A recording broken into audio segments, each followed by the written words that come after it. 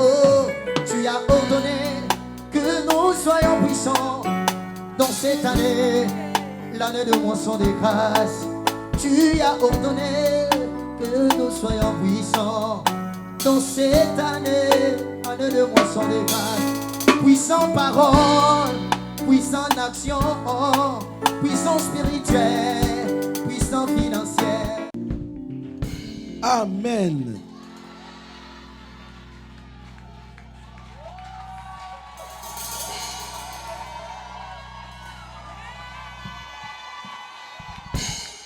Gloire à Dieu.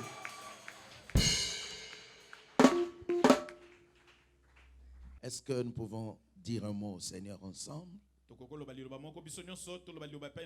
Nos mains sont levées, nous venons te lever, t'adorer et te célébrer, Adonai. Nos mains sont levées, nous venons te lever, t'adorer et te célébrer. Tu es le Père de tous ceux qui ont le Fils en eux.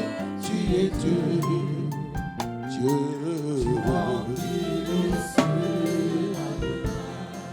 Tu es le Père de tous. Tu remplis mon cœur. En Dieu, tu es Dieu. Tu remplis mon cœur. Tu remplis nos cœurs. Nos mains sont levées. Te lever, t'adorer, t'adorer, te célébrer, Adonai. Tu es le Père de tous ceux qui ont le Fils en eux. Tu es Dieu. Remplis nos cœurs, Adonai. Alléluia, Adonai. Le Dieu très haut, le Dieu tout-puissant, le Dieu véritable. Toi qui trouves ta place dans nos cœurs, tu fais de nos cœurs ta demeure.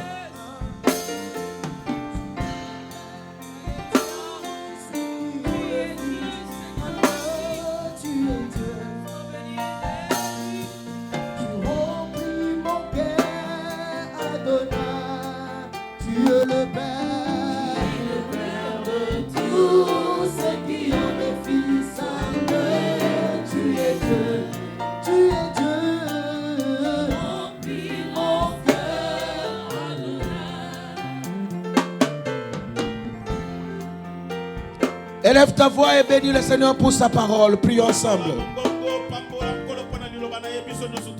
Dans toutes les églises du chandelier et dans toutes les églises des saints, ce matin, tu es honoré. C'est toi qui remplis les églises. Tu remplis les assemblées des saints. Nous voulons recevoir la vie. Parle-nous, Père. Instruis-nous. Bénis ton peuple. Révèle-toi dans l'assemblée des saints.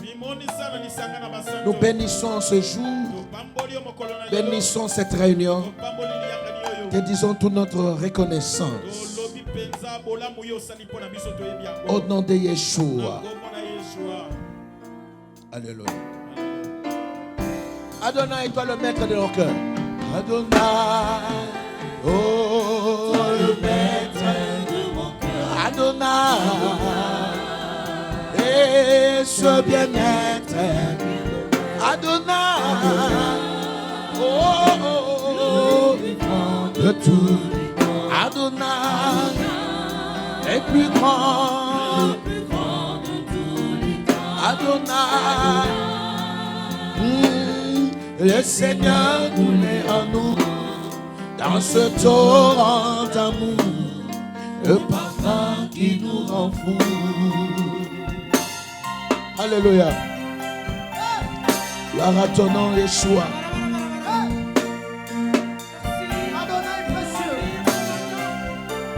Adonai. Come on. Adonai. Adonai.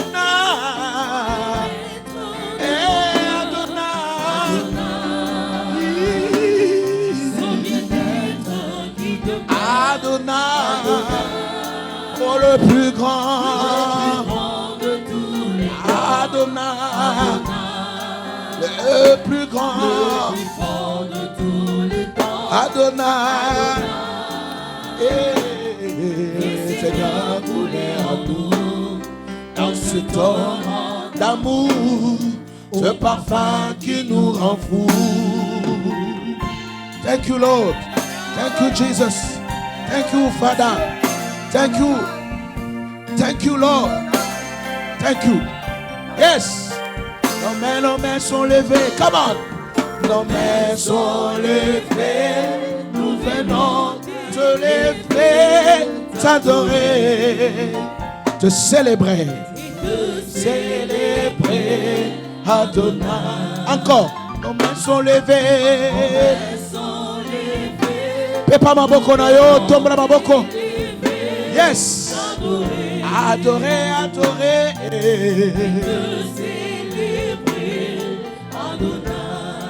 Tu es le Père de tous ceux qui ont le Fils en eux. Tu es Dieu. Tu es Dieu. Tu es le Père de tous ceux qui ont le Fils en eux. Tu es Dieu. Tu remplis mon cœur. Tu es le Père de tous ceux qui ont le Fils en eux. Tu es Dieu. Tu remplis l'église. Come on. Tu remplis l'église.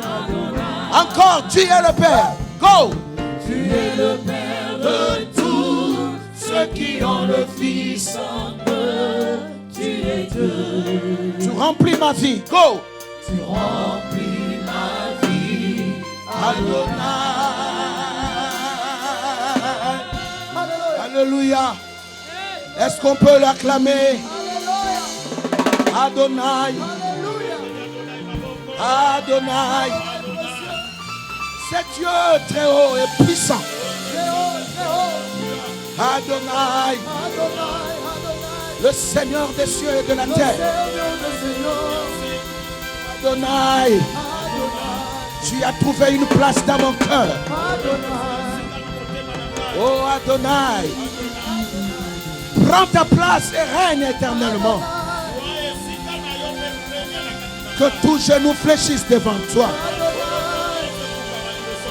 Nous sommes venus te lever, te célébrer, te glorifier. Reçois la gloire, Seigneur. Au nom de Yeshua. Nous disons merci, Seigneur Yeshua. Merci, Seigneur Yeshua. Merci. Merci. Thank you, God. Matondo Nzambe. Thank you. Matondo.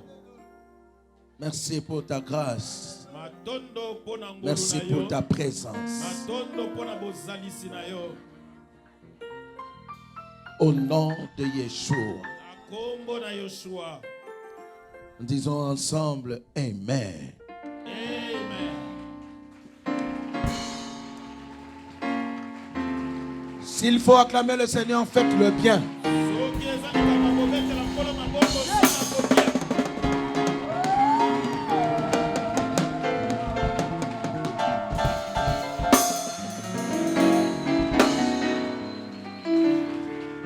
Amen. Amen.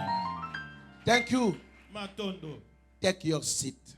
Zwa esika fanda.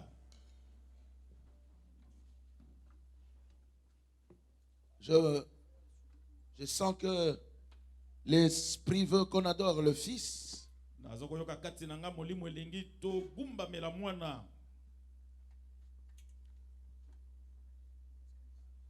Mais l'esprit des prophètes est soumis, ou je voulais dire, l'esprit des adorateurs est soumis aux adorateurs.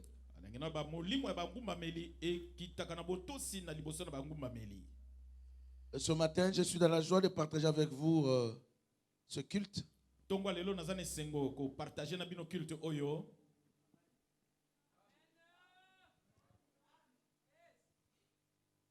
Et je bénis le Seigneur qui a rendu la chose possible.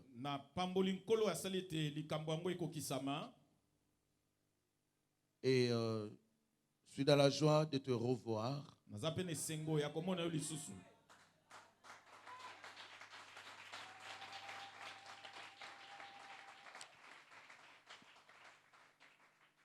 Je bénis Dieu parce que vous êtes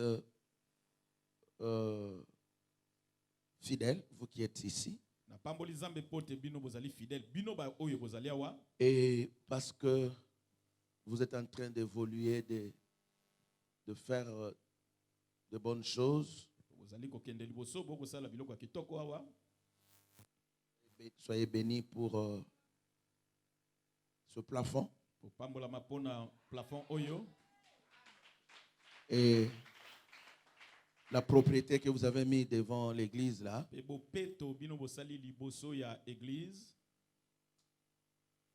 Ça mérite de l'admiration. Soyez bénis pour cela. Et soyez bénis parce que j'ai senti qu'il y a maintenant assez de chaises. Mais il n'y en a pas encore assez. Parce qu'il y a encore de l'espace ici. Et les allées là doivent encore diminuer. Et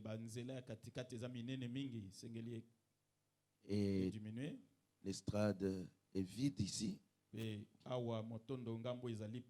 C'est la place des responsables. Donc, vous comprenez qu'il y a encore de l'espace. Ajoutez les chaises.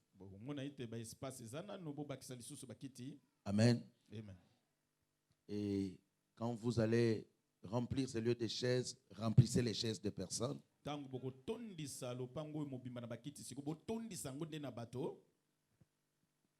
Voilà ce qui fait ma raison d'être. C'est l'œuvre de Dieu. C'est l'évangile. C'est l'accomplissement de la mission. Amen. Amen. Vous savez, chaque jour, j'essaie de comprendre l'apôtre Paul. Chaque expérience me permet de comprendre encore bien la Bible. Surtout l'apostolat. Ce matin, je voudrais vous amener dans un enseignement. Je serai peut-être un tout petit peu pédagogue. Et je ne sais pas si je reviendrai dans la peau du prédicateur. Mais je voudrais que nous lisions tous ensemble ce texte dans l'évangile de Luc. Le chapitre 16. Je te rappelle qu'à l'église, on ne vient pas sans Bible.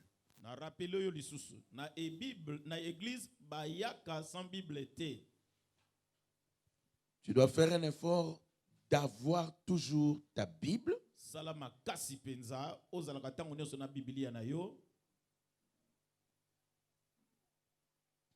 Et si tu n'en as pas une, achète-toi une Bible.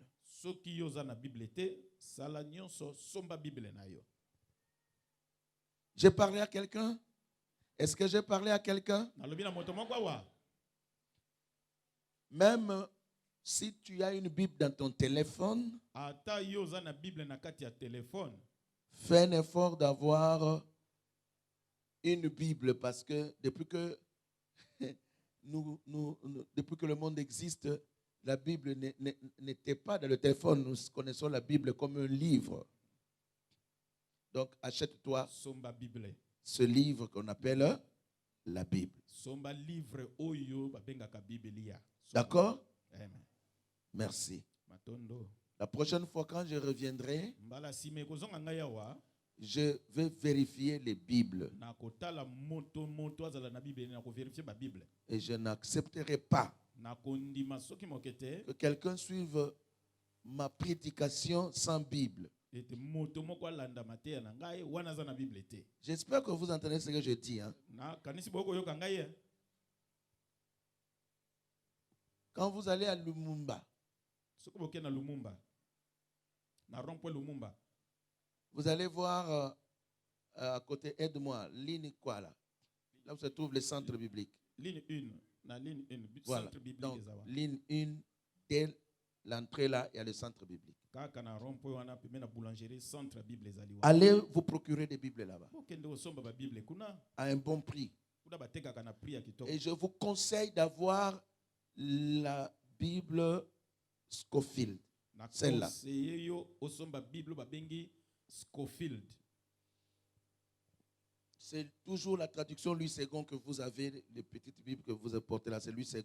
Mais prenez-en la grosse qui a quoi ça, beaucoup de choses, des index et tout, les études, vous avez des commentaires et pas mal de choses dedans. Procurez-vous cette Bible. Principalement les bergers, les intercesseurs, les protocoles, les servantes. Procurez-vous cette Bible. Je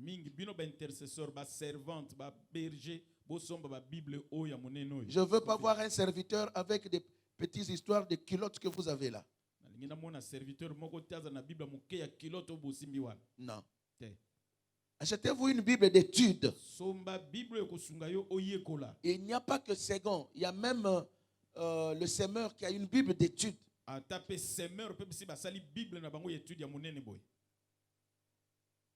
Amen. Amen. Et il y a encore une autre Bible d'études de Thomson. Quand vous avez ça, vous avez toute l'étude de théologie avec vous. Et vous allez comprendre certains textes que vous n'avez jamais compris. Il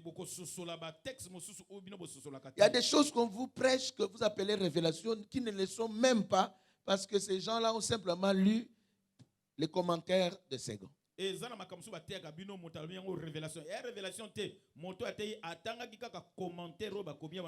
je trouve bizarre, je ne sais pas comment le qualifier, un prédicateur qui n'a pas une Bible d'études. Ça, pour moi, c'est vraiment un sabotage.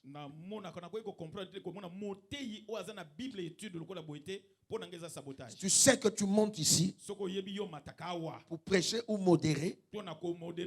Obligatoirement, tu dois avoir cette Bible d'études. On n'a plus de temps. Plus de temps passé.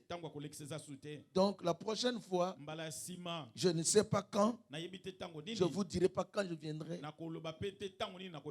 Parce que Kandaranga Ponabino est sili. Donc je viendrai n'importe quand. Comme je suis venu aujourd'hui. Et je repartirai aussi. Quand vous ne saurez pas. Comme je vais repartir demain. Je vous ai encore dit. Je n'ai pas dit non. Même pas. Donc, ça sera comme ça. Achetez-vous cette Bible et consommez la parole. On n'a plus de temps à perdre. Méditez la parole chaque jour. Amen. Aiglon, c'est le moment de plonger dans la connaissance. Achetez-vous les Bibles de commentaires. D'accord? Amen. D'accord? Je vous en donne comme un ordre.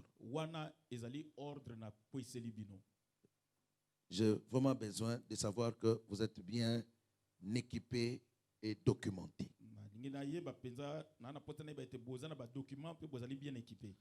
Bien, pour une bonne compréhension de ces choses que je vais dire, nous allons commencer à partir du premier verset du chapitre 16 et nous irons un peu loin jusqu'au verset 13, mais supportez, rapidement je vais faire cette lecture, ça ne va pas prendre du temps.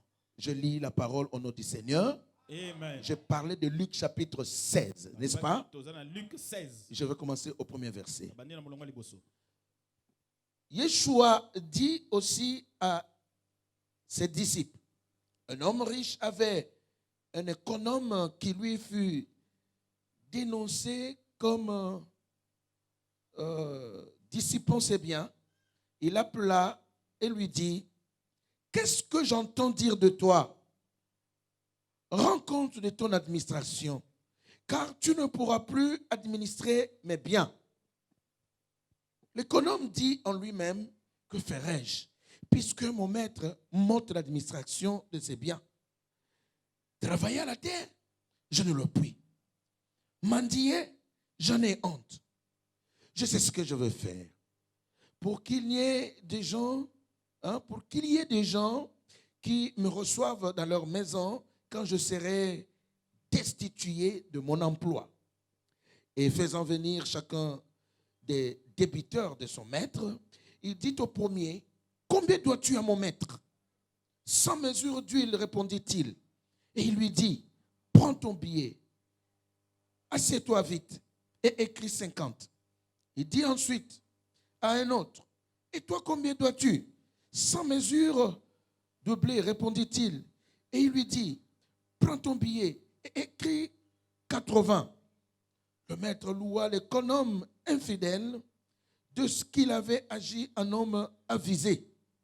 Car les enfants de ce siècle sont plus avisés à l'égard de leurs semblables que ne le sont les enfants de lumière. Et moi, je vous dis, faites-vous des amis avec les richesses injustes pour qu'ils vous reçoivent dans les tabernacles éternels, quand elles viendront à vous manquer. Celui qui est fidèle dans les moindres choses l'est aussi dans les grandes. Et celui qui est injuste dans les moindres choses l'est aussi dans les grandes. Si donc vous n'avez pas été fidèle dans les richesses injustes, qui vous confiera les véritables? Et si vous n'avez pas été fidèle dans ce qui est à autrui, qui vous donnera ce qui est à vous? Nul serviteur ne peut servir deux maîtres, car ou il haïra l'un et aimera l'autre, ou il s'attachera à l'un et méprisera l'autre. Vous ne pouvez servir Dieu et maman. Parole de Yeshua. Amen.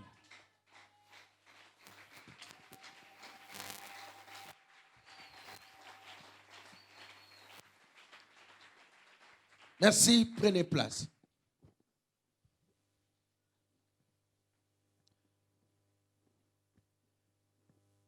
J'ai dit que je voudrais être enseignant ce matin.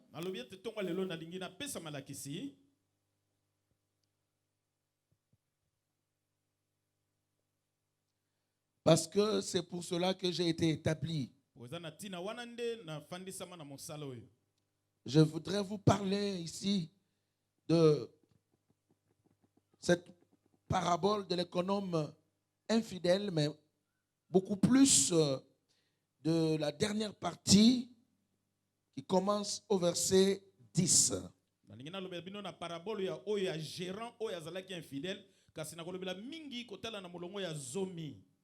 J'ai besoin d'un dictionnaire.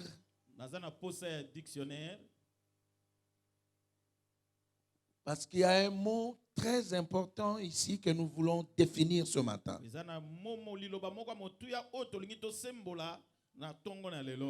C'est une série d'enseignements que j'ai commencé à Brazzaville, à donner à Brazzaville, parlant de la fidélité. En fait, je parle ici de la fidélité, mais cet enseignement est cadré dans l'école de Dieu. Je parle de l'école de Dieu. savez, nous sommes tous appelés dans une école. La vie chrétienne est une école. La vie des disciples est une école. Pourquoi une école? C'est juste pour connaître celui que nous servons. Je ne veux pas que vous serviez Dieu sans l'avoir connu au préalable.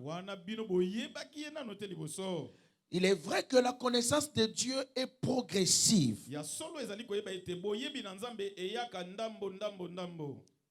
Plus tu marches avec lui, plus tu le découvres. Et je voudrais dire à quelqu'un ici qui sert le Seigneur, connaître Dieu, il faut être actif dans le service que tu fais pour Dieu. Dieu, on l'apprend auprès d'un maître. On n'apprend pas Dieu auprès de plusieurs maîtres. Comme ça se passe dans les écoles. Mais Dieu, on l'apprend au pied d'un maître. Parce que le problème de Dieu, c'est que le maître puisse avoir des disciples qui lui ressemblent.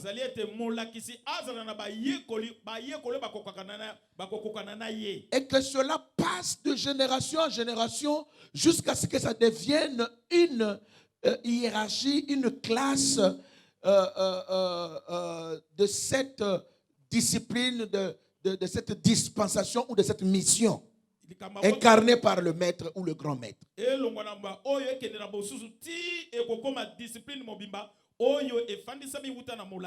C'est pourquoi quand Moïse reçoit la révélation du tabernacle, Dieu lui dit de oindre son frère Aaron afin que Aaron devienne le grand maître de tout un sacerdoce. C'est pourquoi quand Jésus arrive avec un nouveau sacerdoce, c'est toujours en comparaison du premier sacerdoce qu'on devait faire la différence entre les deux. On disait, il est sacrificateur selon l'ordre de. Parce qu'il y avait un autre ordre. Si Yeshua est sacrificateur selon l'ordre de Melchisedec, c'est parce que Melchisedec fut lui aussi un sacrificateur, un grand maître. Et Yeshua devient sacrificateur dans l'ordre de Melchisedec. Donc c'est comme si il est l'élève de Melchisedec.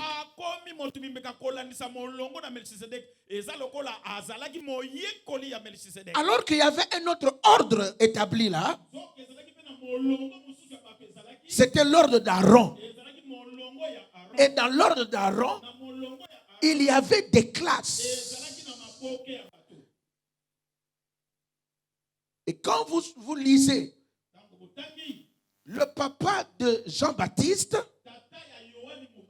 était aussi un sacrificateur dans une classe donnée.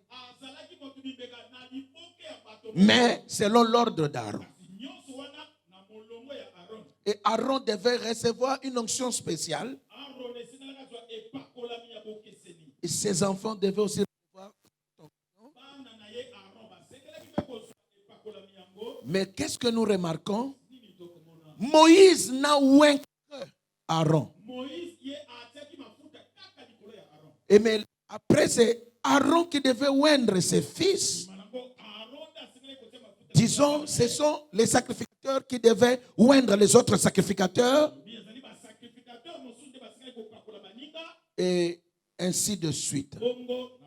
Je voulais que tu saches que Dieu, c'est un Dieu de formation. Dieu n'utilise jamais quelqu'un qu'il n'a pas formé. Dieu, avant de se servir de toi, il doit te préparer. Et la préparation de Dieu se fait dans son école. Et l'école de Dieu, c'est au pied d'un maître. Quand on appelle Jésus Rabbi, ça veut dire qu'il était un maître. Quand on appelle Jésus Seigneur, il y a deux seigneurs. Le Seigneur maître d'une maison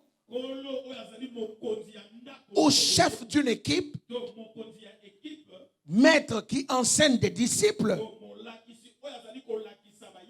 et Jésus Seigneur comme souverain spirituel. C'est deux choses différentes. Et en tant que maître des disciples, c'est ce qu'on appelle Rabbi ou Rabouni. Rabbi, ça veut dire maître, enseignant. Donc, Rabouni veut dire grand maître. Donc, il y a des rabbis et des rabounis. Et si je suis votre rabouni, les pasteurs sont vos rabbis. Et aujourd'hui, on les appelle en Israël des rabbins. Ça, c'est en français. Et en hébreu, c'est rabbi. Disons, rabbin. La Bible a traduit par rabbi. Et en hébreu, il y a rabouni, grand maître. Là, ils ont quand même conservé parce que les problèmes de traduction nous dérangent trop. Je voulais dire quoi ici? Vous devez rester au pied de votre rabbi ou rabouni pour apprendre Dieu. Vous n'avez pas besoin d'aller dans une école théologique. Mais quand vous apprenez le Dieu de votre maître, le but c'est quoi? C'est de devenir comme le maître. C'est pourquoi Yeshua disait, quand tu liras les évangiles, il faut savoir faire la différence entre Jésus-Christ notre Seigneur, le Messie, le Sauveur de l'humanité, et Jésus-Christ notre maître, qui en réalité n'est pas notre maître d'une façon directe, mais il était le maître des apôtres. C'est au travers, disons, c'est parce que nous sommes ses disciples dans la foi que Jésus est aussi notre maître. Laissez-moi vous l'expliquer facilement. Quand tu liras dans la Bible, il y a en Jésus deux hommes différents et plusieurs ministères. Il y a en lui l'homme spirituel, l'esprit. Il y a en lui l'homme, l'humain. Et en tant qu'humain, un serviteur de Dieu, Jésus avait son équipe et il avait son école. Et il y avait aussi d'autres maîtres à ce temps qui avaient aussi leurs écoles. Par exemple, dans le pharisaïsme, c'était toute une école. Et ils avaient leur maître. Et quand on appelait Jésus maître, même par des Nicodème et tout le monde, c'était comme un rabbi. Et dans d'autres traductions, on peut dire Seigneur. Ce n'était pas le Seigneur que nous l'appelons aujourd'hui. En réalité, ton maître, ce n'est pas Jésus, c'est moi. Mais Jésus est ton Seigneur en esprit. Mais physiquement, Jésus ne vient jamais t'enseigner, c'est moi qui t'enseigne. Le maître n'est pas esprit, le maître doit être physique. Quelqu'un me suit? Mais dans la spiritualité, il y a aussi une école. Mais qui sont appelés dans cette école spirituelle? Ce sont ceux qui sont des maîtres, des leaders. Nous avons passé par l'école spirituelle où Jésus nous a instruits à sa manière. Mais vous avez besoin de maîtres qui sont établis devant vous pour qu'ils vous enseignent. Et dans Jean, Jésus dit ceci: tout disciple accompli sera comme son maître, parce que le disciple ne peut pas être plus grand que son maître.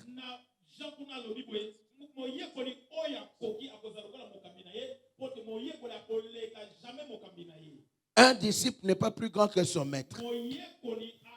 Trouvez-moi le verset. Mais tout disciple accompli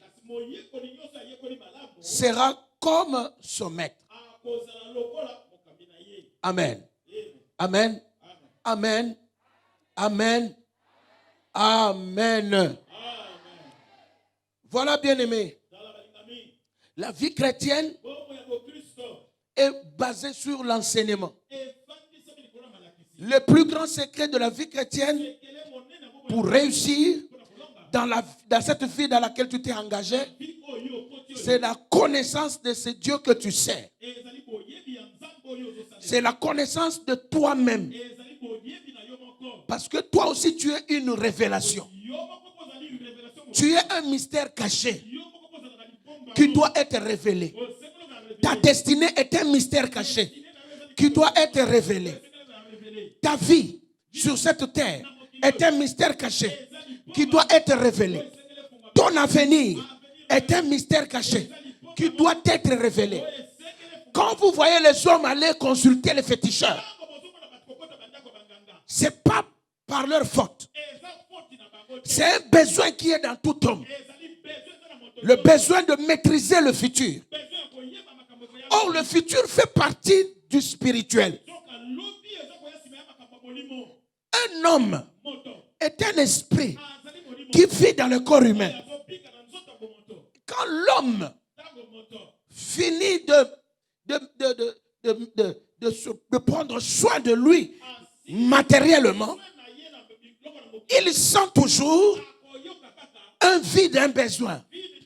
C'est vrai que j'ai mangé, je me suis habillé, j'ai eu du travail, j'ai une femme, j'ai un petit foyer, j'ai ceci, cela.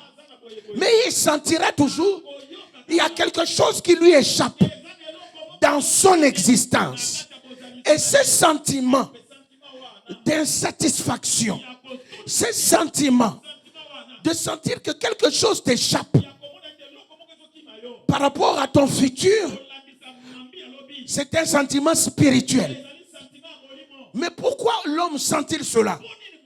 C'est parce que l'homme a deux vies. Et il a deux natures. Et il vit dans deux mondes. Il a une vie matérielle et une vie spirituelle. L'homme a la nature spirituelle et une nature humaine.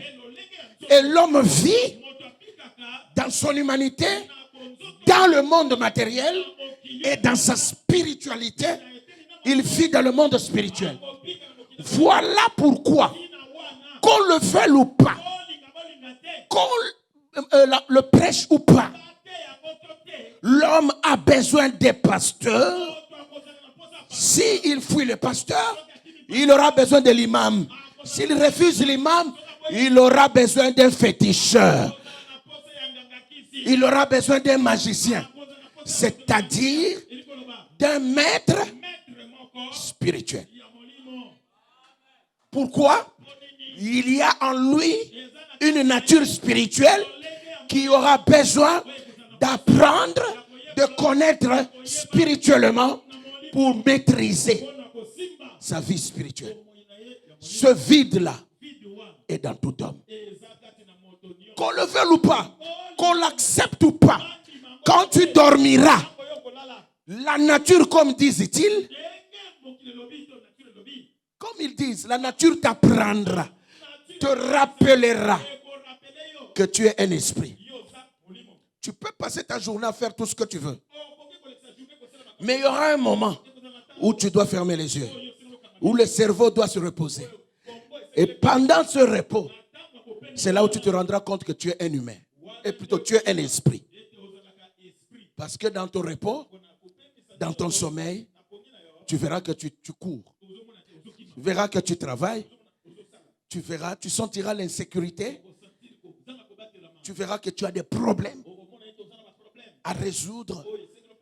Toi qui venais de manger, de recevoir je ne sais pas quoi, mais en fermant les yeux, ça sera autre chose. Et tu verras que tu n'as pas le contrôle de toi-même. Tu n'as pas la maîtrise de toi-même. Que ta vie t'échappe.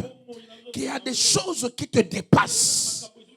Et quand tu vas te réveiller, c'est à ce moment que tu te diras, effectivement, j'ai une vie spirituelle, mais que je n'ai pas sous mon contrôle. C'est à cause de cela, les gens vont voir les féticheurs. Pour ceux qui ne croient pas au pasteur. Chers amis, le monde fait tout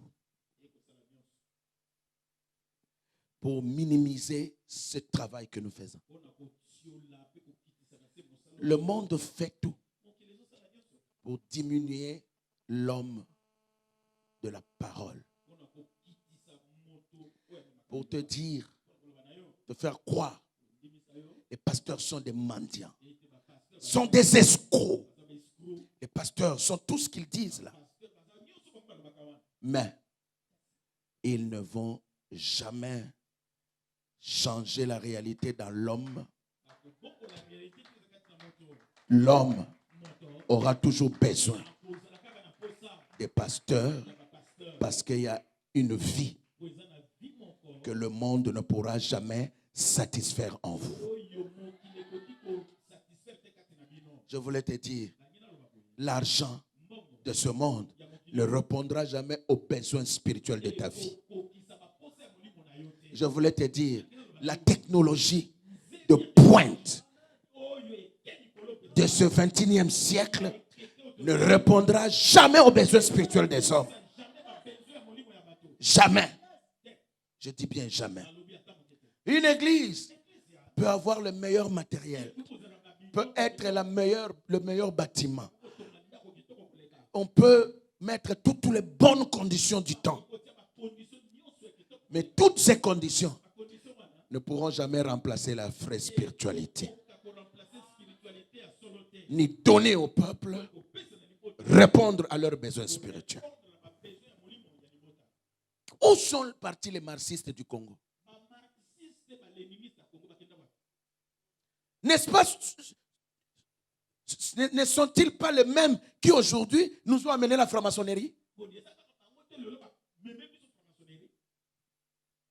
Ne sont-ils pas tous aujourd'hui derrière les pasteurs entre guillemets? Ne remplissent-ils pas les églises catholiques où ils célèbrent leur mariage? Demandez-les aujourd'hui. Mais votre idéologie marxiste est partie où? Quand vous disiez hier que Dieu n'existait pas,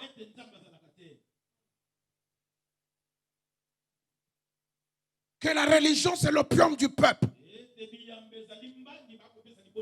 Chers amis, ces gens-là vous trompez. Mais dans leur propre conscience, ils savaient qu'ils avaient besoin dans leur vie spirituelle. Et ils allaient dans des loges. Mais c'est dans les loges qui connaissent mieux Dieu. Si ce ne sont pas les occultistes.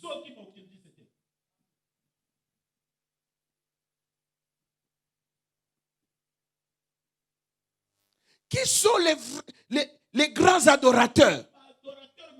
Si ce ne sont pas les occultistes. Ils vous disent, ne priez pas Dieu, n'adorez pas, vous faites trop de bruit.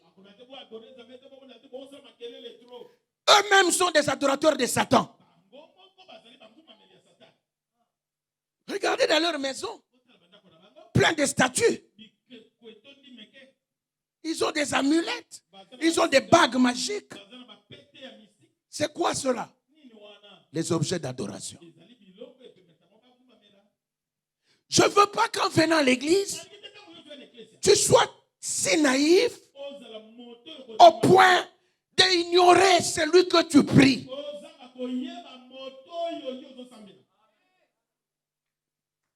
Ne sois pas un simple religieux, prieur. Mais sois un chrétien. Le mot chrétien, on ne devait pas le prononcer n'importe comment.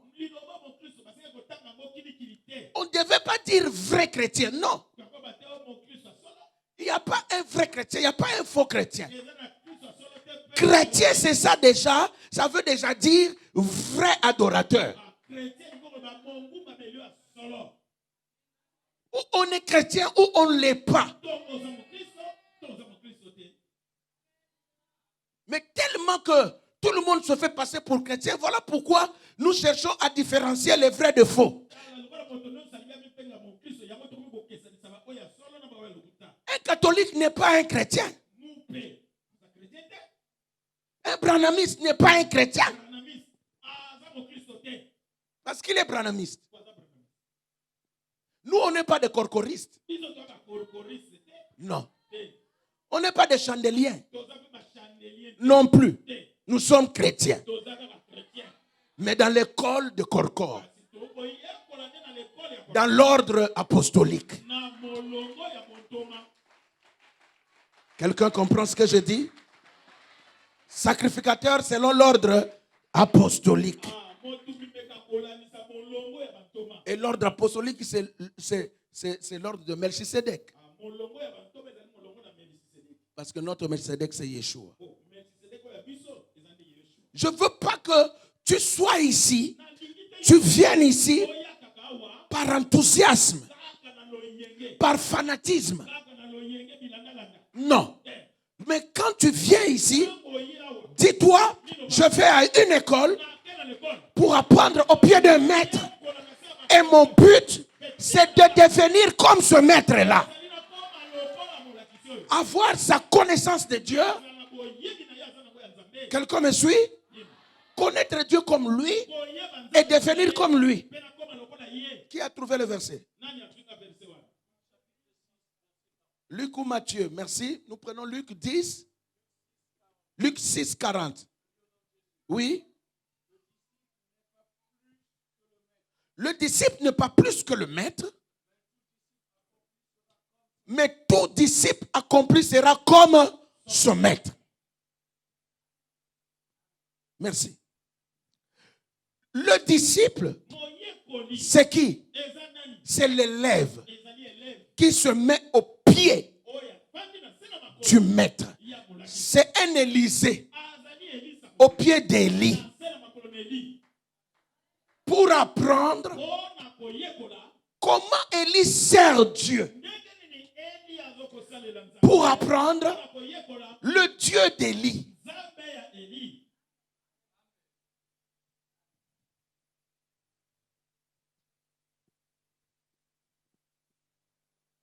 Connais-tu le Dieu de ton père? Connais-tu le Dieu d'Élie?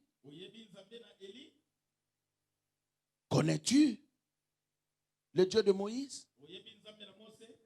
Es-tu un Josué au pied de Moïse? Connais-tu le Dieu de David? Es-tu un Salomon au pied de ton père David? C'est pourquoi vous allez voir, Élisée criait. Il ne disait pas, Élie, le prophète. Non, il criait, mon père, mon père. Le problème c'était quoi? Élie avait adopté Élisée. Un disciple ne doit pas se considérer seulement comme un élève auprès de son maître, mais il doit se considérer aussi comme un fils auprès de ce maître qui devient son père. Le jour que Élie a appelé Élisha, il a pris son manteau, il a jeté sur lui. Élisée a dit à Élie, excuse me, please. Laisse-moi aller dire au revoir à ceux de ma maison. Et je te suivrai. Le problème, c'est quoi? Tu dois recevoir l'appel de l'homme de Dieu, de son maître. Prends cela dans 2 Rois, chapitre 1.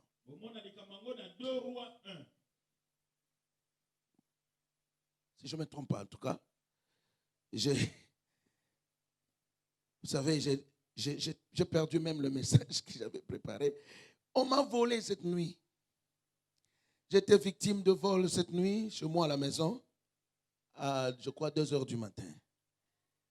Donc, c'est avec des nerfs solides. Prenez, cherchez l'appel d'Élisée. Je crois que c'est 1 roi, quelque chose comme ça. L'appel d'Élisée. 1 roi combien? Rapidement, s'il vous plaît, Oui, qui trouve? Oh là là. Mais ça, ce n'est pas des choses à chercher. Hein? Vous devez avoir ça. L'appel d'Élisée, c'est dans 1 roi. 2 rois chapitre 2. Hein? Vous êtes sûr?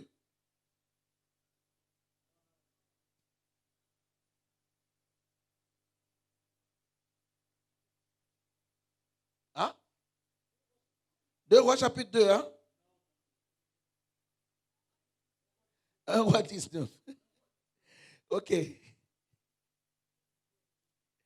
Ok. Allons-y.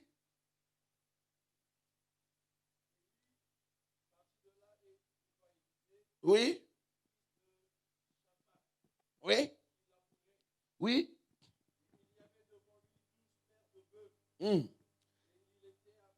La 12e paire.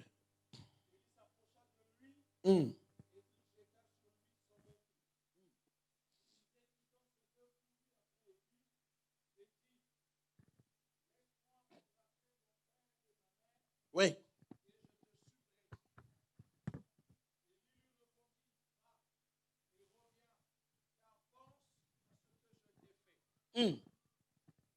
Voilà. Amen. Suivez maintenant. Arrêtez de lire, on a fini. On a fini de lire.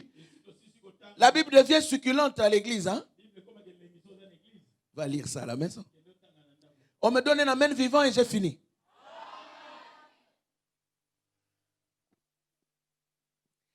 Élie appelle Élisée.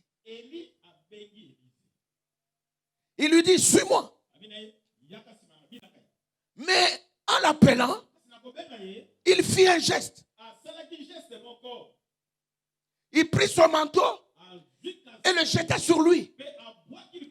Ce qui veut dire, ce manteau devient une promesse pour toi. Ce manteau devient ton but à suivre, ton but à atteindre. Ce manteau devient une promesse. Voilà le but à atteindre d'un disciple. C'est le manteau de son Élie, de son maître. Mais il y a un problème. Cet appel était l'appel à servir Élie. Suivre Élie. Pourquoi? Pour finir un jour à avoir le manteau. Mais on passe par quoi? On passe par le service au pied d'Élie. On sert qui? On ne sert pas Dieu. On sert Élie. Mais c'est en servant Élie qu'on apprend le Dieu d'Élie. Qu'on découvre le Dieu d'Élie. Parce que Élie, c'est lui qui sert Dieu. Thank you, my God. Écoutez, je vais vous dire une chose. Il y a ici 2 appels. Je dirais même 3.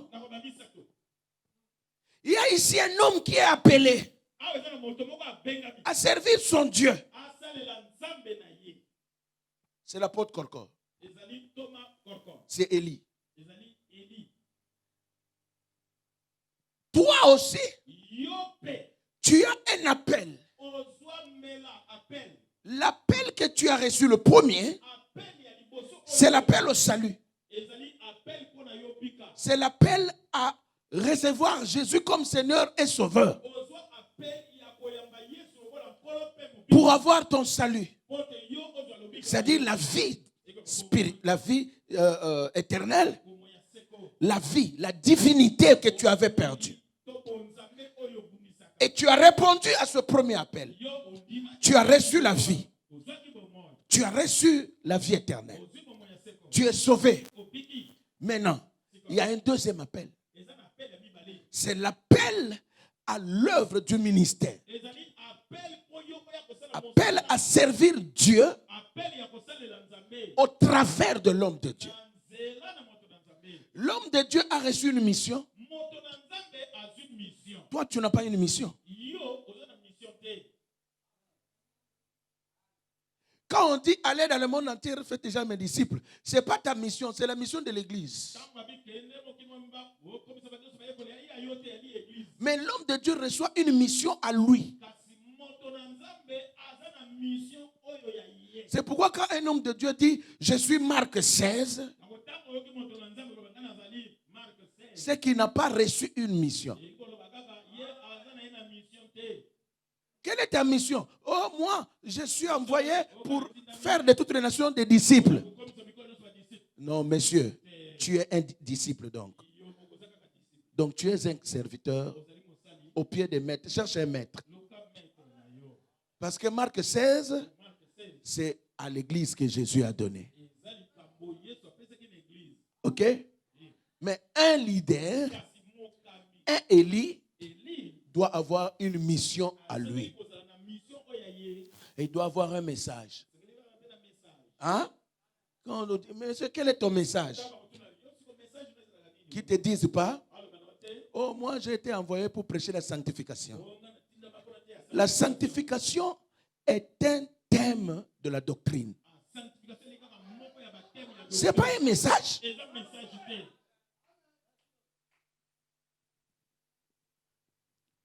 Ce n'est pas un message.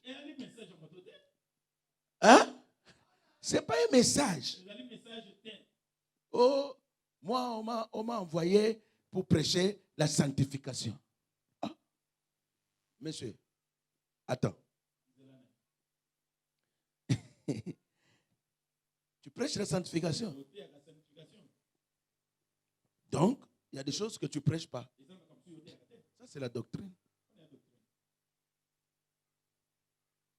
Ça, le message d'un homme de Dieu, je vais vous dire la vérité.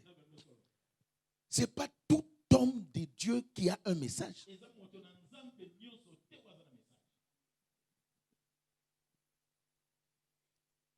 Les hommes de Dieu qui ont le message, ce sont des Mashiach. Des gens qui ont des ministères spéciaux. Des missions particulières. Regardez la dimension de la grâce qui était dans Élisée. Regardez la dimension de la grâce qui était dans Pierre. Pierre n'a jamais dit « J'ai un évangile ». Parce que Pierre prêchait Jésus. Jésus était la continuité. Les apôtres étaient la continuité du ministère de Jésus.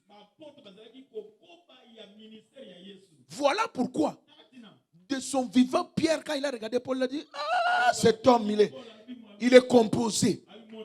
Faites attention à ses écrits. » Parce qu'il y a des choses difficiles à expliquer. Difficiles pour qui? Même pour lui-même Pierre. Parce que Paul avait un évangile.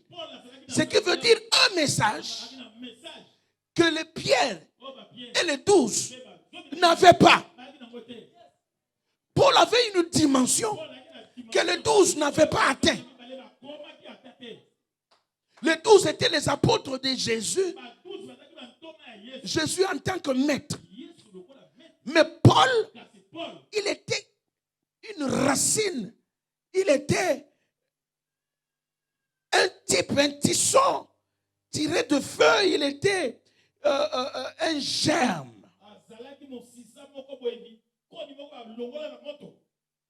Que Dieu avait mis à part.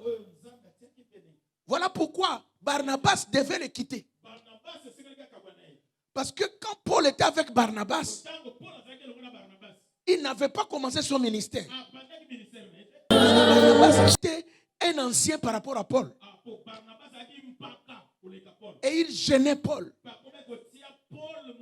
Mais quand Paul devait commencer son ministère, quand il a dit, on doit faire ceci, on va aller jusqu'à Rome, c'est là où les ailes de Barnabas, comme un pigeon,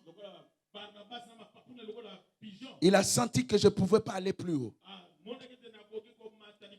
Ça ne me concerne plus. Et il a dit lui-même, je renonce. Tu peux aller maintenant. Fais ta mission. Et Paul est parti. C'est alors que Paul fut accompagné non plus par un collègue, mais par un fils. On ne parle plus de Paul avec Barnabas, on parle de Paul avec Silas. C'est alors que Paul a commencé sa mission. Et regardez, quand on parle maintenant de Paul avec Silas, on ne cite plus le nom de Barnabas. Il est porté disparu. Parce que le leader était là. Excusez-moi de toucher un peu partout. Je veux que tu comprennes que tu es un Élysée. Est-ce que le manteau a été jeté sur toi? Tu poursuis quoi dans le Seigneur? Quel son entends-tu de la bouche de ton maître? Tu ne peux pas comprendre Dieu en général. Mais tu dois entrer dans une particularité. Parce qu'ici, nous ne sommes pas des généralistes. Il n'y a pas un médecin généraliste ici. Ici, tu es chez un médecin spécialiste. Il y a un spécialiste de la divinité.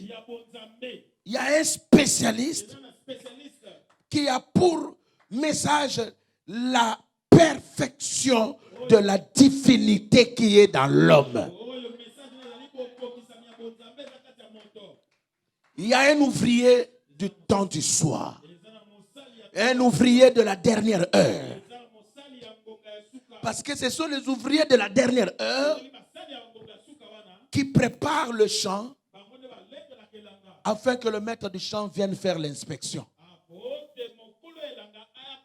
Ce sont les ouvriers de la dernière heure qui reçoivent le fils, l'héritier. Ce sont eux qui disent, voici l'héritier. Soit tuons-le, soit laissons-lui prendre son héritage. Alléluia. Ce sont les ouvriers de la dernière heure qui sonnent la dernière trompette. Parce qu'il y a la première trompette et il y a des trompettes entre les deux trompettes, c'est-à-dire entre la première et la dernière. Mais nous sonnons ici la dernière trompette. Écoute-moi, mon ami. L'appel que tu as reçu, c'est pour servir Dieu au pied d'un homme. Comme Élisée au pied d'Élie. Quelqu'un m'entend ici? Connais le Dieu de ton père. En servant Élie, tu apprendras le Dieu, tu connaîtras le Dieu d'Élie. Comment servir l'homme de Dieu pour notre temps aujourd'hui? Ce n'est pas en versant de l'eau dans ma coupe. Comme Élisée versait de l'eau dans la coupe de qui? D'Élie. Non. Tu n'es pas appelé à être comme le frère qui me sert pendant que je suis en train de prêcher. Non. Tu n'es pas appelé à être comme maman Pierrette qui me prépare le foufou. Non plus. Tu y es appelé à servir ma vision et ma mission. Est-ce que quelqu'un m'entend? Si au Congo et dans le monde, nous avions des serviteurs fidèles comme Élisée,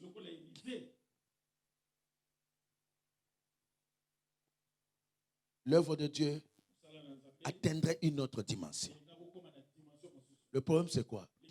Le pasteur Mabanza, le pasteur Cyr, non, le pasteur Ludo et les autres, ils n'ont pas besoin de faire leurs églises pour devenir des grands pasteurs. Non. Tels qu'ils sont là, s'ils maîtrisent la mission, ils maîtrisent le message, Dieu peut faire d'eux des grands hommes dans cette ville, dans le monde entier. Ils peuvent faire plus que moi. D'ailleurs, il y a un maître qui a dit, celui qui croit en moi fera les choses que je fais et en fera de plus grandes. Celui qui parla là-bas, ce n'était pas un Dieu. Celui qui a parlé dans ce verset, c'était un maître. Et moi, je vous le dis aussi. Celui qui croit en ma mission, qui se fait baptiser dans mon message, fera et parlera, agira plus que je l'ai fait. D'ailleurs, c'est ce que je désire. J'attends de vous des grandes choses. Écoutez-moi bien. Je veux que parmi vous, mon Dieu élève des gens qui introduiront l'évangile que Dieu m'a donné dans la présidence. Recevez si vous le croyez. Je veux que parmi vous, mon Dieu suscite des fils qui feront entrer. Vous savez, à Brazzaville, il y a un monsieur qui ne croit pas à moi. Il me trouve des noms bizarres. Pourquoi? Sa femme prie chez moi. Et pour lui, je ne suis qu'un aventurier comme tous les pasteurs qui reviennent de la RDC. En tout cas, si on pouvait changer de nationalité, j'allais déjà changer.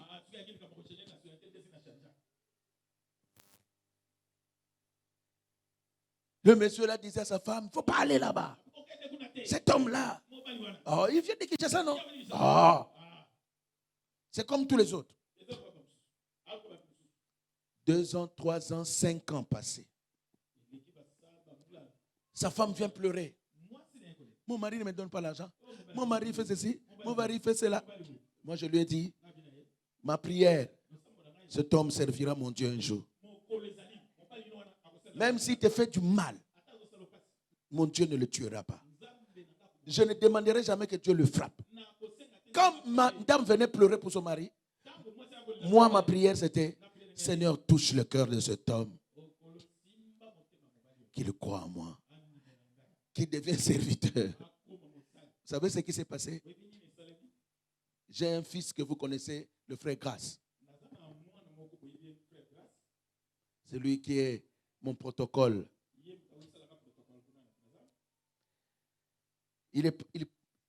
Quand la maman avait des problèmes, je l'envoyais. Allez prier pour la maman. Allez prier à la maison.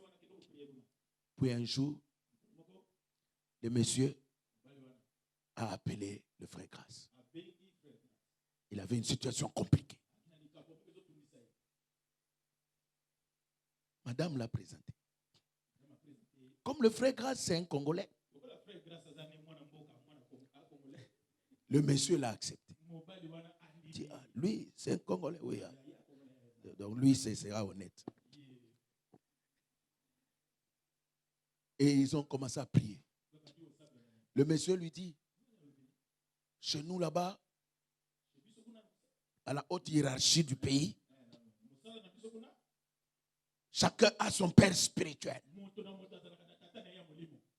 Et les aînés même m'ont conseillé, il faut avoir un père spirituel. Donc moi je te choisis, tu deviens mon père spirituel. Et le petit ne s'en revenait pas. Il court, papa. Il m'a dit, oui, accepte. C'est pas toi son père spirituel, c'est moi son père spirituel. La prophétie s'accomplit. Maintenant, qu'est-ce qui se passe? Moutou Yaboua, qui c'est qui? C'est aujourd'hui, c'est moi qui l'encadre sans qu'il le sache. Tout ce qui se passe, il dit à grâce, tu sais, moi je suis de la... Hein? Tu sais, moi je suis avec le chef. Hein? Il faut... Est-ce que toi, tu sais, moi je suis flic. Hein, oui. Tu sais, moi j'ai tel galon. Hein, oui. Bon, mais Makamnanga, il faut... Sinon, petit, tu sais. Il dit, oui, je connais. Ne t'inquiète pas. Chez moi, c'est la discrétion. Notre travail, c'est la discrétion.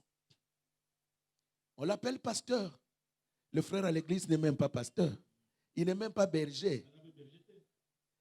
Mais lui, là-bas, déjà, il appelle pasteur. Mon père spirituel. Et monsieur vient s'agir. J'ai dit, Nalobi, petit, tchakaye à genoux. Petit, mettez-vous à genoux, on va prier. Mon ami, monsieur.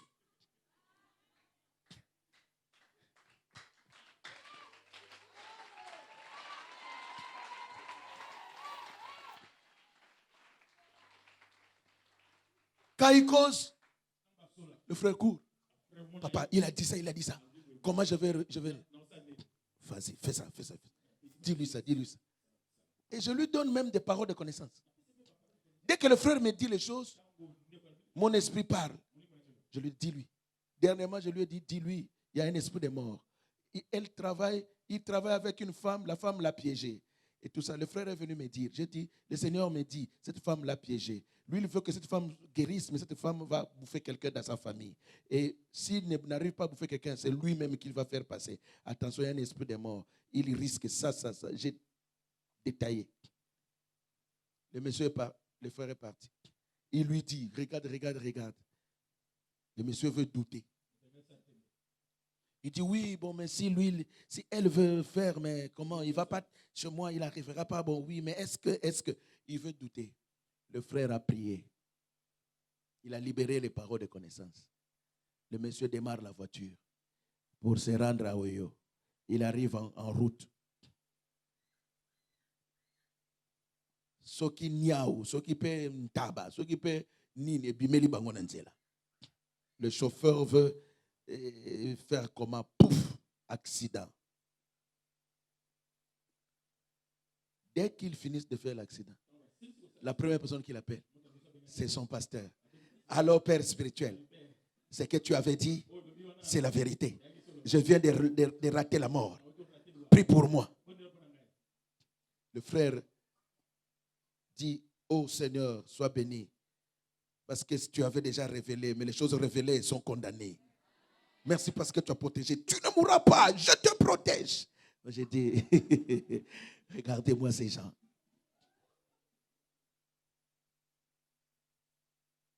Il arrive, il tremble. Pasteur, ton Dieu est quand? Ah. Et quand on t'a donné la parole de connaissance, tu n'as pas cru. Chers amis, la relation avec ton père, c'est la relation de père et fils. Élisée n'était pas le fils d'Élie. Mais qu'est-ce qui s'est passé pour que Élisée commence à appeler Élie père? Tout Israël appelait Élie homme de Dieu. Mais Élisée ne l'appelait pas homme de Dieu, il l'appelait mon père. Chers amis, Dieu lui-même utilise la même méthode. Dans Malachie 3, qu'est-ce qu'il dit? Lisez-moi le verset 17-18. Ils seront pour lui comme un père, des fils. Vous verrez la différence entre ceux qui me servent comme un fils qui sert le père. Oui. Verset 16.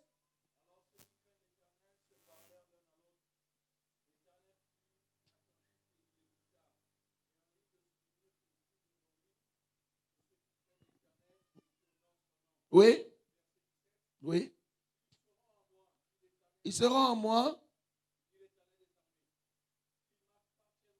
Ils m'appartiendront. Oui. J'aurai compassion d'eux comme un homme a compassion de son fils qui le sert. Et vous verrez de nouveau la différence. Arrête-toi là. Entre ceux qui servent Dieu et ceux qui ne le servent pas. Suivez-moi bien. Écrivez le verset. Hein? Malachie 3, vous commencez au verset 16 jusqu'au verset 18. Vous prenez seulement 17 et 18. Regardez. Maintenant, suivez. C'est plus la lecture, c'est suivre. Dieu, même pour Israël, il leur avait dit, je suis votre Dieu. Objet de votre adoration. Vous sanctifierez le nom de l'Éternel. Le Dieu grand. Vous ne prononcerez même pas le nom du Seigneur. C'est-à-dire, vous ne blasphémerez pas. Quand Israël a entendu ça, ils ont dit, pour ne pas blasphémer, il faut seulement ne pas prononcer. Et au lieu de prononcer le nom de Yahweh, ils ont commencé à dire seulement Seigneur, Adonai, Maître, le souverain, éternel. Mais qu'est-ce qui va se passer? Ceux qui craignaient l'Éternel, ils ont senti que Dieu ne leur accordait pas de privilèges par rapport aux méchants. Et ils crièrent à Dieu. Et voici la réponse que Dieu leur donna par son prophète. Il dit, ils seront à moi. J'aurai compassion d'eux. Comme un père a compassion du fils qui le sert. Dieu, c'est le Dieu qui aime être servi par ses fils. Quelqu'un me suit ici? Dieu ne veut pas voir le service des simples serviteurs. Il veut que celui qui le sert devienne d'abord son fils. C'est cette relation de père et fils que Dieu privilégie d'abord. Parce que le service du fils est différent du service du père, d'un serviteur, d'un simple serviteur. Le serviteur sert pour de l'argent, pour le salaire. Mais le fils, il sert par amour pour le père. Est-ce que quelqu'un m'entend ici? Voilà pourquoi quand Yeshua arrive, à l'âge de 12 ans, il était déjà fils. Et il alla au temple pour contrôler les affaires du père. Il a laissé son père biologique, entre guillemets, et sa mère biologique, entre guillemets, parce que Joseph n'était pas même son père biologique.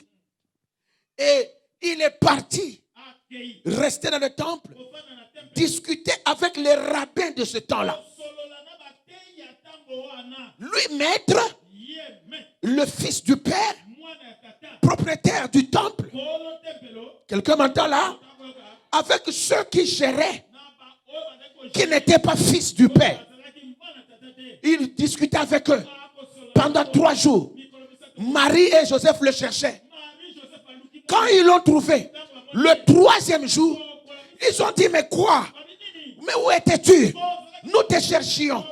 Mais Yeshua leur dit, ne devrais-je pas m'occuper des affaires de mon père? Et ce qu'il avait fait là était prophétique. Parce que ça fait déjà 3 jours qu'il a fui son père et sa mère. Il a fui Israël et il se trouve dans les nations. Oh, est-ce que quelqu'un m'entend? Il se trouve au temple. Or, il s'avère que actuellement, depuis qu'il est monté au ciel, le temple a quitté. La gloire de Dieu avait quitté le temple à Jérusalem. Et cette gloire est descendue le jour de la Pentecôte dans le nouveau temple qui est l'église et qui est dans les nations. Ah! Et comme il est venu dans les nations, il s'occupe des affaires de son père. Mais de l'autre côté, Israël, son père et sa mère sont en train de le chercher. Et au troisième jour, ils le retrouveront. Quand il se révélera à eux, ils pleureront sur lui et ils lui demanderont: mais où étais-tu? Pourquoi nous avais-tu abandonné? Et il leur dira: ne fallait-il pas que je m'occupe de l'église qui est les affaires de mon père? Recevez la révélation parce qu'elle est prophétique. Alléluia. Le fils doit s'occuper des affaires de son père. Est-ce qu'il y a un fils ici? Occupe-toi des affaires de ton père. Et occupe-toi des affaires de ton père. Quand un fils travaille avec son père, il n'a pas besoin de salaire. Parce que tout ce qui appartient au père lui appartient. Il n'a pas besoin de demander un chevreau. Parce que le père lui dira: tu n'as pas besoin d'un chevreau. Ne sois pas jaloux parce que j'ai tué un veau gras. Parce que ton frère qui était perdu est revenu. Ça, c'est pour me réjouir.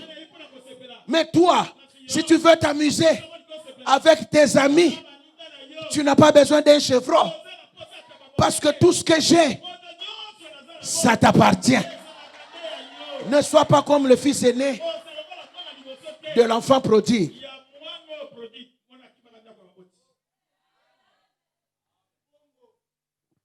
Sois le fils de ton père. Ta réclamation, c'est toujours, ça doit être le manteau. Quand tu sens que Élie est en train de partir et que tu n'as pas encore reçu le manteau, crie comme Élisée. Ne crie pas homme de Dieu, mais dis: mon père, mon père, mon père, mon père. Char de chandelier et sa cavalerie. Parce qu'ici, il y a un char. Ce qui veut dire le mystère caché de la mission. Et il y a une cavalerie. Ce qui veut dire ceux qui veillent. Cette mission angélique qui travaille pour cette mission. Car ceux qui veillent sur le Père veillent sur le Fils. Et tout ce que Dieu fait pour le Père, il le fera pour le Fils.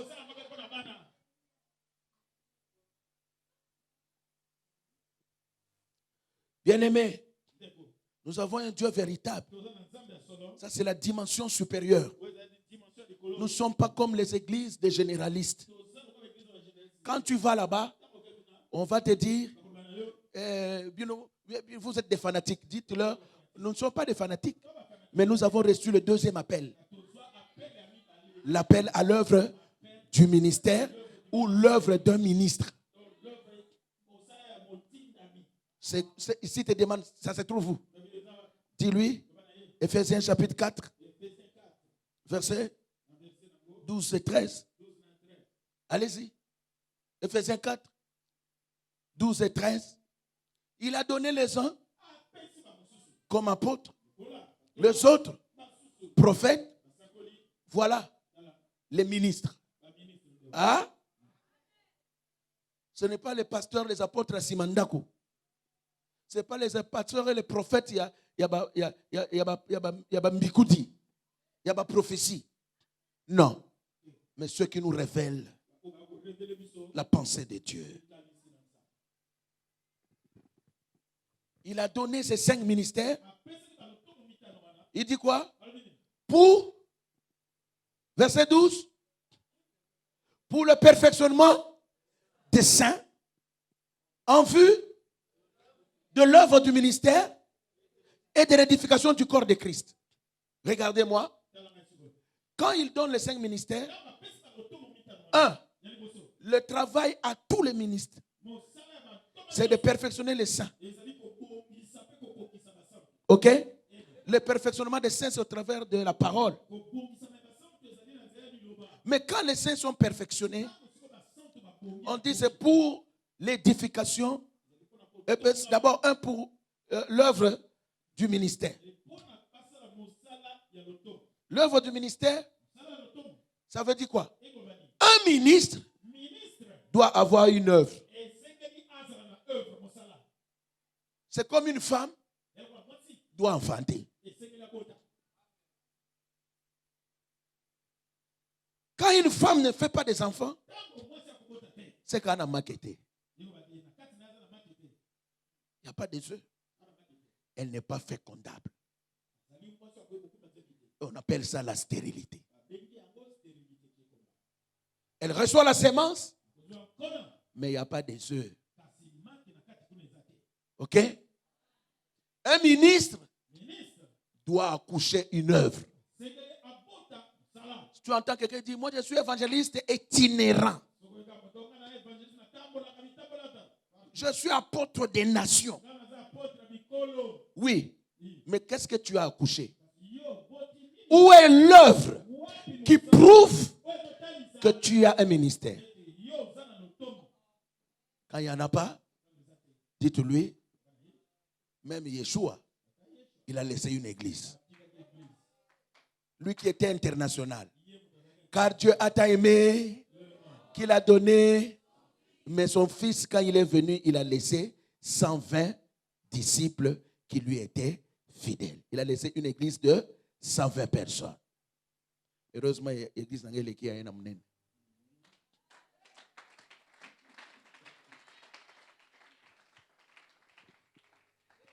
Eh? Il y a qui 120 gars dans combien? Ah. Belé. On a 120 000. Un ministre doit avoir une œuvre. Mais ce n'est pas fini. L'œuvre du ministère, c'est le travail que vous faites pour que l'œuvre aille de l'avant. C'est l'organisation qui est dans l'église. Faites-le.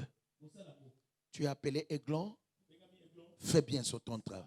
Tu as appelé protocole, intercesseur, chantre, partenaire, serviteur, servante, berger, ancien, pasteur. Faites bien votre travail. C'est l'œuvre du ministère. Faites-le avec amour, comme un fils s'occupe des affaires de son père. Amen. Tu n'as pas besoin d'un salaire parce que tout ce qui est là t'appartient.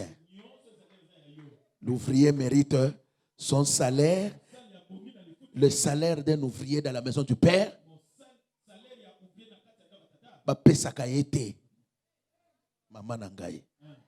L'ouvrier dans la maison du Père, salaire T. Sokayo kinzala a zui a dame. Soka linga sala fête a bengi si baninga benga na yo. Kanga bol sala bolia bol sepela parce que biloko a papa ezayayo. Je veux te dire, l'onction du chandelier est la source de ta bénédiction. Toka et pas que la mesawa. Tout ce que tu as besoin, la réponse est dans l'onction. Mon onction est ton onction. Quelqu'un m'entend ici? Mon onction est ton onction. La nuée du chandelier est ta nuée. De la même façon, je commande la nuée, toi aussi commande la nuée. De la même façon, j'appelle les chars de feu, toi aussi appelle les chars de feu. Quand Élisée a compris ça, il a seulement crié, mon père, char d'Israël et sa cavalerie. Alléluia. Le jour qu'on est venu attaquer Élisée, il n'a plus fait de ça un problème. Parce qu'il avait déjà reçu le manteau. Le char était déjà avec lui. La cavalerie était avec lui. Mais c'est son serviteur Géasi qui ne savait pas. Il a commencé à trembler. Élisée a dit, oh, ne t'inquiète. Moi aussi un jour, j'étais comme toi. Jusqu'à ce que je voie. Le problème, c'est de voir qu'est-ce qui se passe dans ton père. Il a prié l'Éternel. Il a dit, Père, ouvre-lui les yeux afin qu'il voie ce que je possède. Et ma prière ce midi, que mon Dieu t'ouvre les yeux afin que tu voies ce que nous avons ici. Et tu ne pleureras plus. Tu ne t'inquiéteras plus. Je dis surtout, tu ne manqueras plus de rien. Parce que dans cette nuée, tu as toutes choses. Si tu crois, reçois cela ce matin. Et Élisée a prié. Géasi, les yeux se sont ouverts. Qu'est-ce qu'il a vu? Les chars de feu. Or, chez l'ennemi, c'était des simples chars. Mais autour d'Élisée, les chars étaient des chars de feu. Avec des chevaux, des feux et leur cavalerie. Et leurs cavaliers. Ils étaient là. Quand Géasi a vu, il dit, yo! Et la Bible dit, ceux qui étaient avec eux étaient plus nombreux que l'armée de l'ennemi.